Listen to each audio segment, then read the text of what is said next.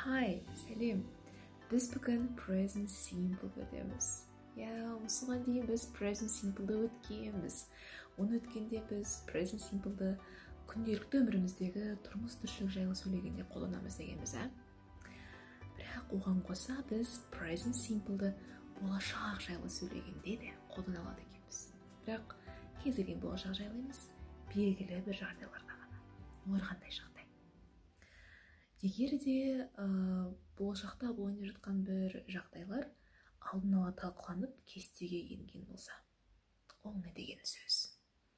Мысалы, вокзалдағы көліктердің қашан жөнелетіндігін адамдар алдын ала талқылап, белгілі бір күн таңдап, уақыт таңдап кестеге енгізіп қояды. Сонда сіз сол көлікке билет алған болсаңыз, оның қашан келетіндігін, қашан жөнелетіндігін айтқыңыз келсе, сіз Present Simple'ды қолданасыз. Сол сияқты кинотеатрдағы киноларды адамдар алдын ала талқылап, қашан болатындығын ойланып, оған белгілі бір күн таңдайды, уақыт таңдайды, оны кестеге енгізіп қояды.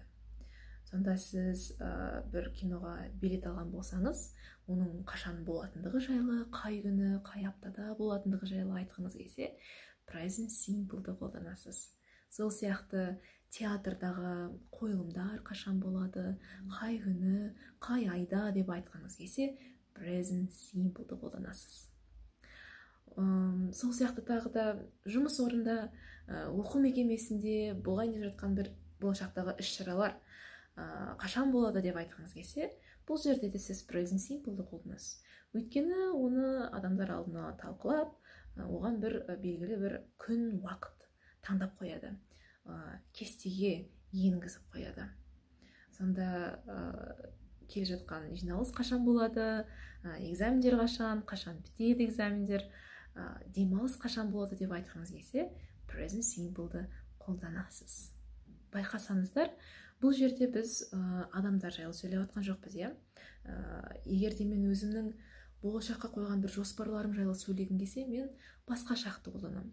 Ал бұл жерде біз жансыз дүние жайлы сөйлеп жатырмыз. Көбінесе көліктер, кино, қойылым, жиналыс, бір кездесу қашан болады деп айтқым келсе, Present Simple'ды қолданамын.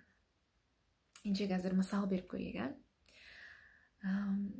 The train leaves Atrau at 21:59 and arrives in Almaty at 14:02. The plane Astana-Almaty takes off at 10 in the morning. The film bucket starts at 19:10. The exams end next week. The holidays start in June. деген сияқты. Енді қазір осыны қолдана, мысал беріп, өзімізбен сөйлесіп көрейік.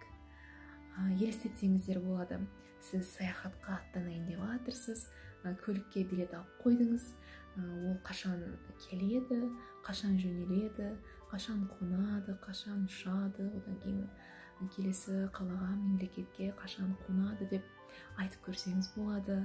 Немесе бір киноға, қойылымға билет алсаңыз, ол қашан болады, қай күні деп айтып көрсеңіз болады.